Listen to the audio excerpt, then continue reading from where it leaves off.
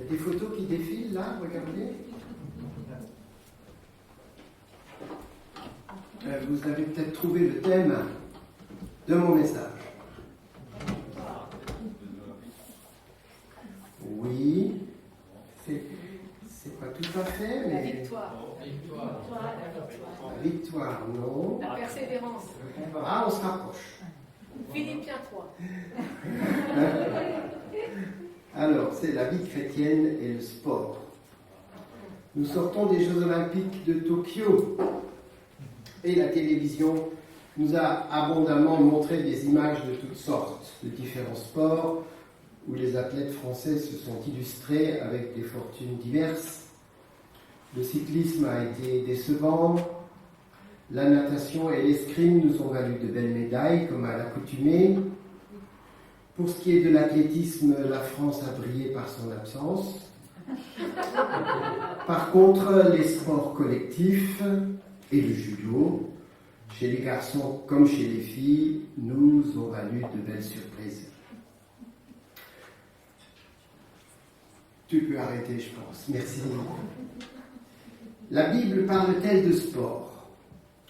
En réalité, très peu.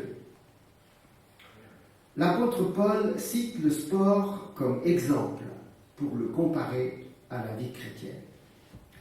Et je lis avec vous dans 1 Corinthiens, chapitre 9, les versets 24 à 27.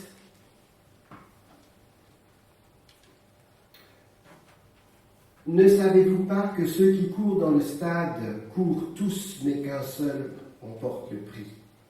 Courez de manière à le remporter.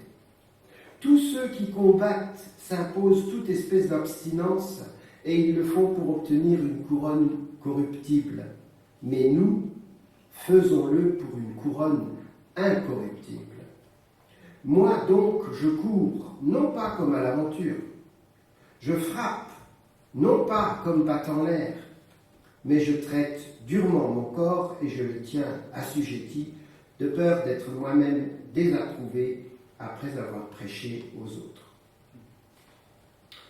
Et un peu plus loin, dans les épîtres à Timothée, 1 Timothée 4, verset 8, « Exerce-toi à la piété, car l'exercice corporel est utile à peu de choses, tandis que la piété est utile à tout. Elle a la promesse de la vie présente et de celle qui est à venir. » 2 Timothée 2, 5. Il n'est pas de soldat, ça c'est le 4. Il n'est pas de soldat qui s'embarrasse des affaires de la vie s'il veut plaire à celui qui l'a enrôlé.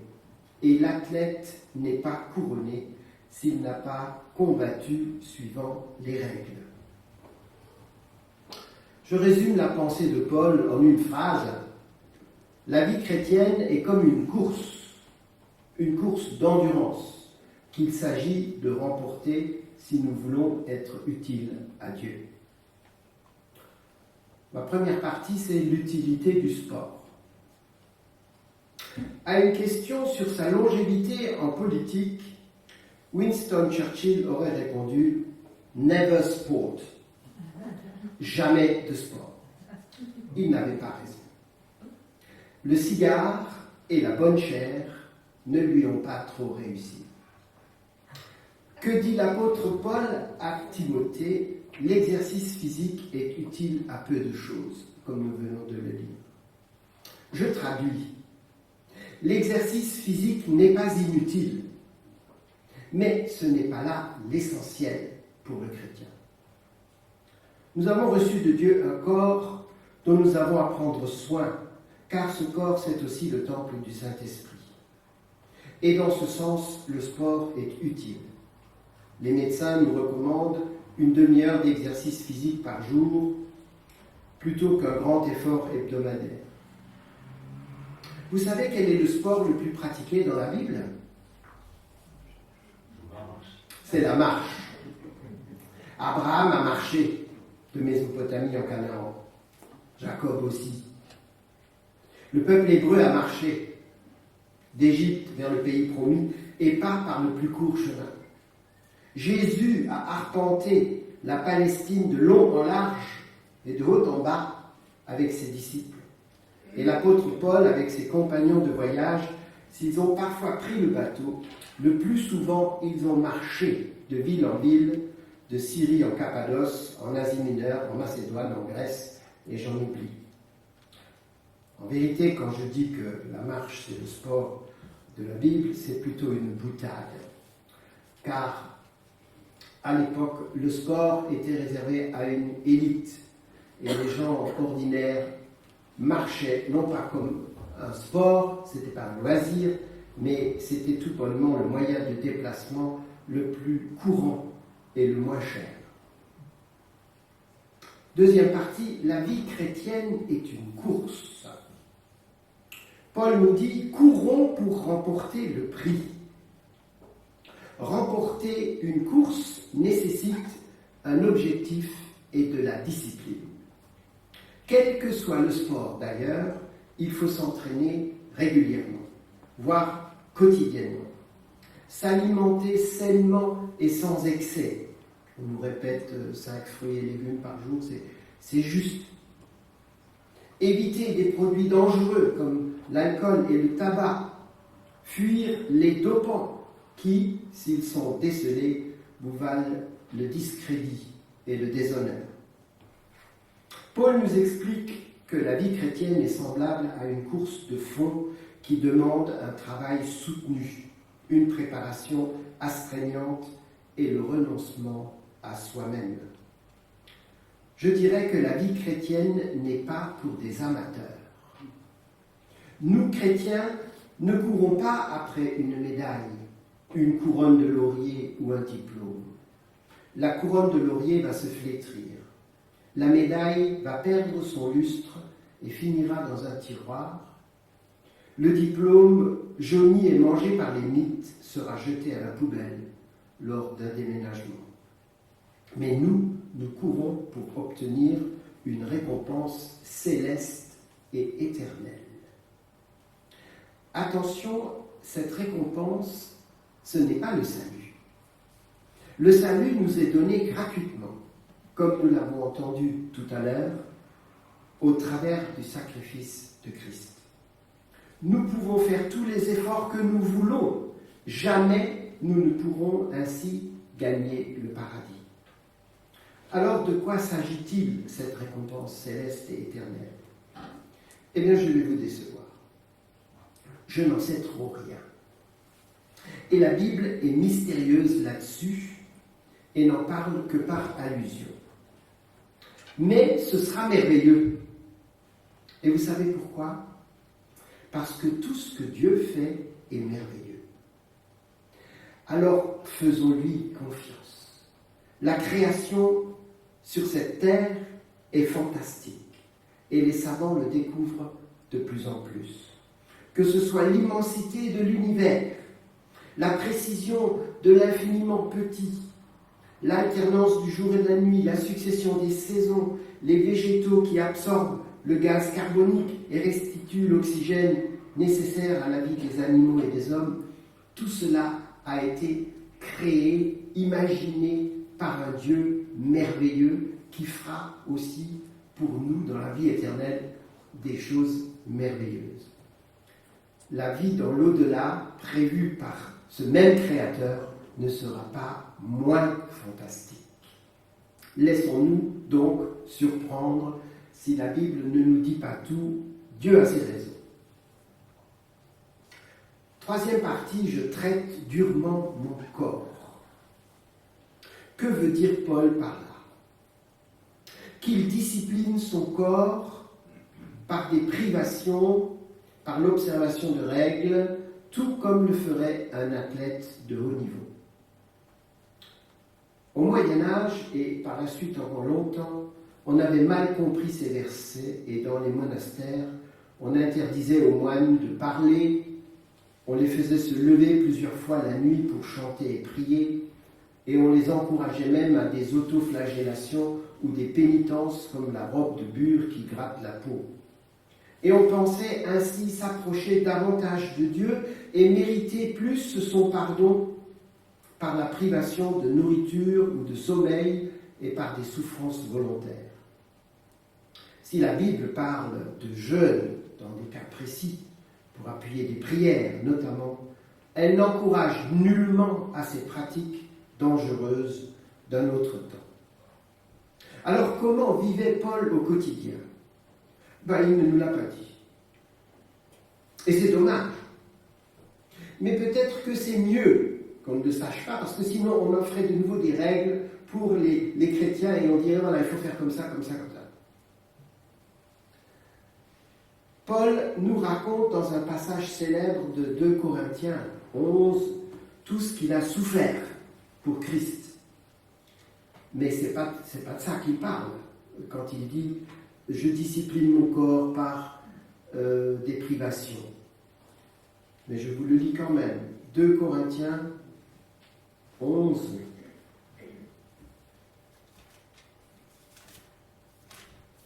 Là, je suis dans 1 Corinthiens. Voilà. Sont-ils ministres de Christ ? Je parle en termes extravagants. Je le suis plus encore par les travaux, bien plus par les coups, bien plus par les emprisonnements, souvent en danger de mort. 5 fois j'ai reçu des Juifs 40 coups moins 1. 3 fois j'ai été battu de verge. 1 fois j'ai été lapidé. 3 fois j'ai fait naufrage. J'ai passé un jour et une nuit dans l'abîme. Fréquemment en voyage, j'ai été en péril sur les fleuves, en péril de la part des brigands, en péril de la part de ceux de ma nation, en péril de la part des païens, en péril dans les villes, en péril dans les déserts, en péril sur la mer, en péril parmi les faux frères. J'ai été dans le travail et dans la peine, exposé à de nombreuses veilles, à la faim, à la soif, à des jeûnes multipliés, au froid et à la nudité, et sans parler encore d'autre chose.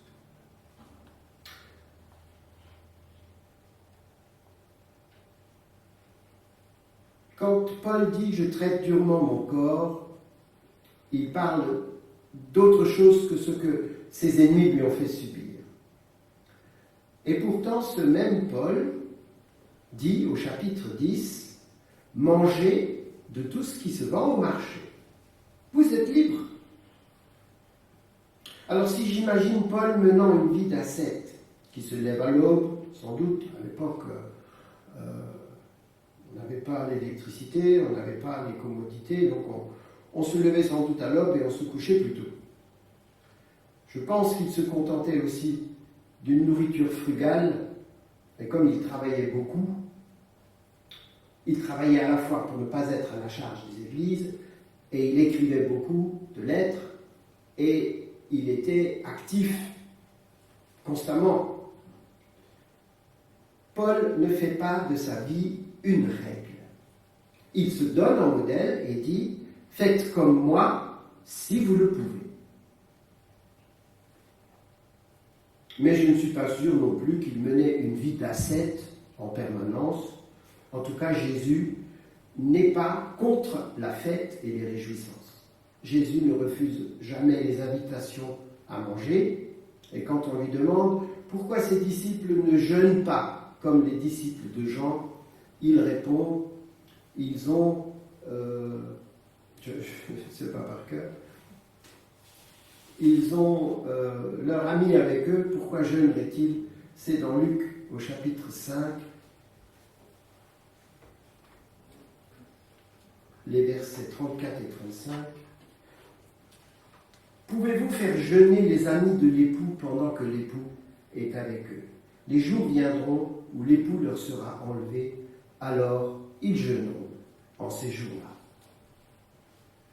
Pour ce qui est du boire et du manger comme du sommeil et du sport, je pense quant à moi que la réponse est dans la mesure et la sagesse. Quand on a trop mangé, on n'est pas bien. On manque de courage, on a envie de dormir. Et puis on prend du poids.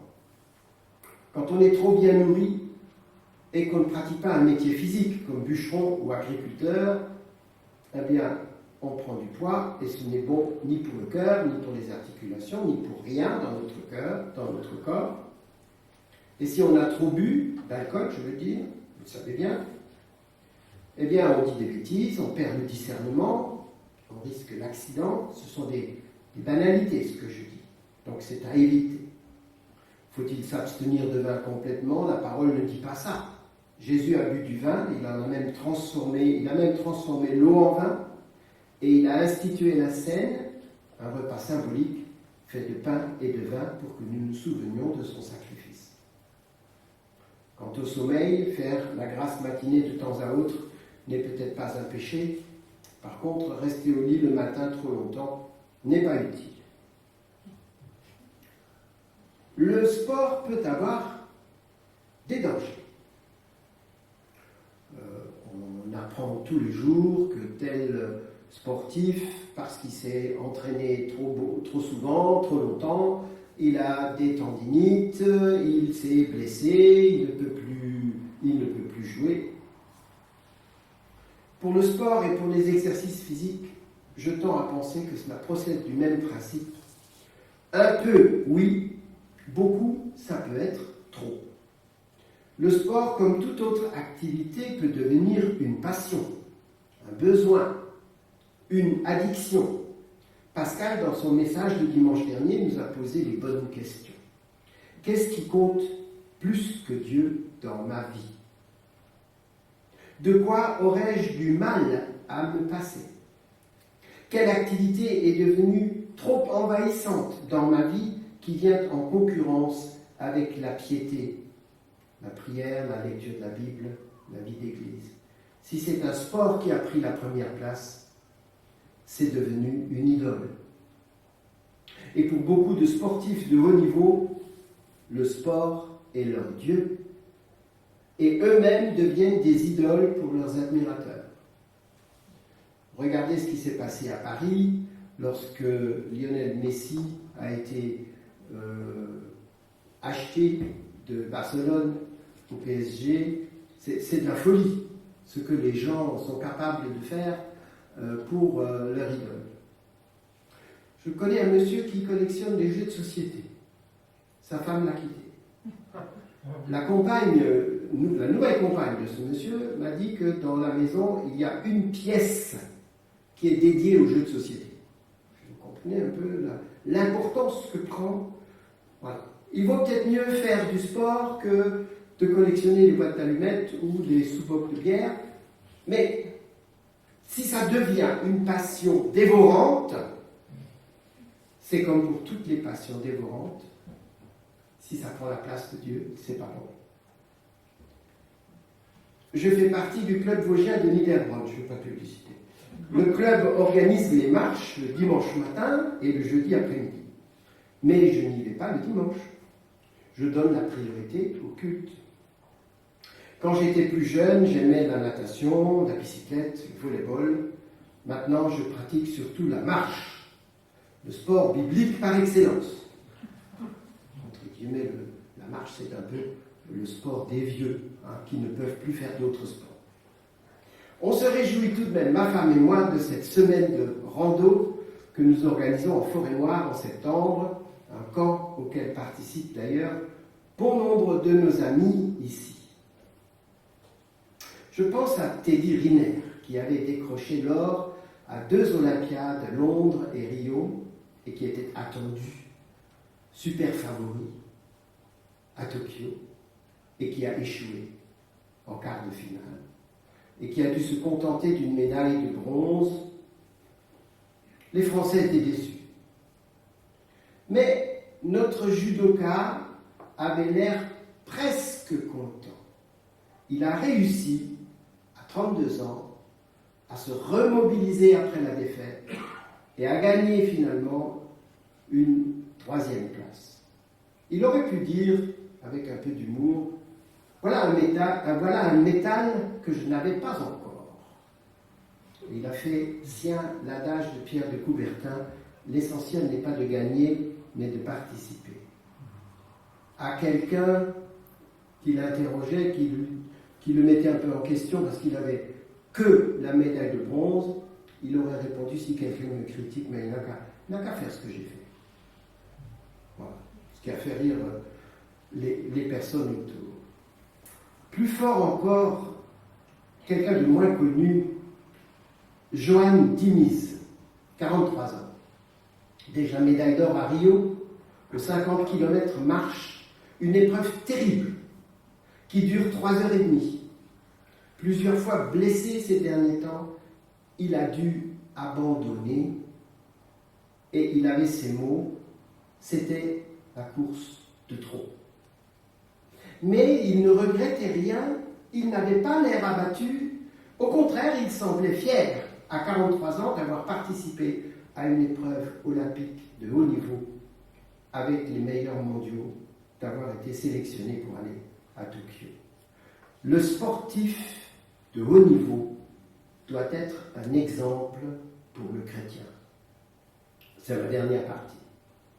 Je ne suis pas un grand sportif. Ça se voit d'ailleurs un peu. Mais j'admire ceux qui réussissent à se dépasser, à tenter quelque chose de fort, à se lancer des défis.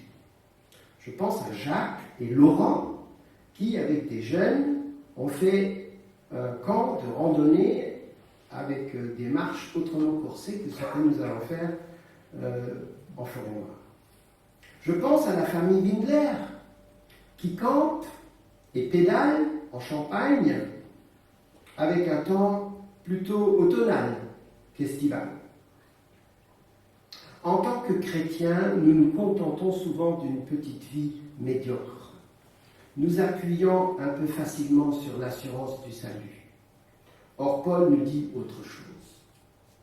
Paul nous dit « Moi, je cours, non comme à l'aventure. Je frappe, non comme battant l'air. » Paul nous explique qu'il s'engage à fond, comme un athlète de haut niveau, comme un soldat de Dieu. Non pour faire de la figuration, mais pour gagner. Gagner quoi? Gagner des âmes à Christ. Comment? En se faisant tout à tous, en étant persévérant, obéissant, désintéressé. Paul travaille, il fabriquait des tentes pour ne pas être à la charge de la jeune église de Corinthe. Tout m'est permis, mais tout n'est pas utile. Tout m'est permis, mais je ne me laisserai pas dominer par quoi que ce soit. Ce qui n'est pas utile, Paul le laisse de côté. Il reste célibataire pour pouvoir mieux servir le Seigneur, mais il n'en fait pas une règle. Les autres apôtres, Pierre en tête, ont pris femme. Paul ne les blâme point. Il s'entoure d'une équipe fiable qu'il forme, l'école de disciples, déjà. Vous ne vous appartenez pas à vous-même, car vous avez été rachetés à un grand prix. Glorifiez donc Dieu dans votre corps et dans votre esprit qui appartiennent à Dieu. Glorifiez donc Dieu dans votre corps et dans votre esprit qui appartiennent à Dieu. Conclusion. On ne peut pas être chrétien à moitié. On ne peut pas être chrétien en dilettante. On ne peut pas être chrétien du dimanche seulement. Être chrétien est un engagement total, plein, comme un sportif de haut niveau qui vise l'or. Si vous voulez faire du sport, faites-le pour Dieu. Glorifiez Dieu au travers du sport que vous pratiquez, tout comme on peut glorifier Dieu par l'art, si on est un artiste, ou par son travail, tout simplement. Je dirais que, quelle que soit notre activité, faisons-le pour et avec le Seigneur. Paul nous encourage à rester ce que nous sommes, mais à être ambitieux pour Dieu. Ne nous laissons asservir par rien, mais soyons des serviteurs utiles dans le royaume de Dieu. Ce que nous faisons, faisons-le bien, proprement, non pour nous attirer des louanges, mais parce que nous recherchons la gloire de Dieu. L'exercice physique est utile à peu de choses, tandis que la piété est utile à tout. Elle est la promesse de la vie présente et de celle à venir. L'athlète n'est pas couronné s'il n'a pas lutté en respectant les règles. Courez de manière à remporter le prix. Amen. Je termine par la prière. Seigneur Dieu, notre roi, nous sommes à tes pieds pour t'adorer et te louer parce que tu es un grand Dieu. Tu nous as sauvés, tu nous as délivrés du malin, délivrés du péché, délivrés de la vaine manière de vivre. Aussi tu nous transformes, Seigneur. Tu veux de nous que nous t'appartenions corps et âme et que nous soyons disponibles dans ton travail, utiles dans ton œuvre. Seigneur, montre-nous au travers de l'exemple de l'athlète de haut niveau, au travers de la course de fond, ce que tu veux pour nous dans nos vies. Donne-nous, Seigneur, de nous engager après toi, à l'image de Paul et de bien d'autres, et de nous rendre utiles à ton royaume. Amen.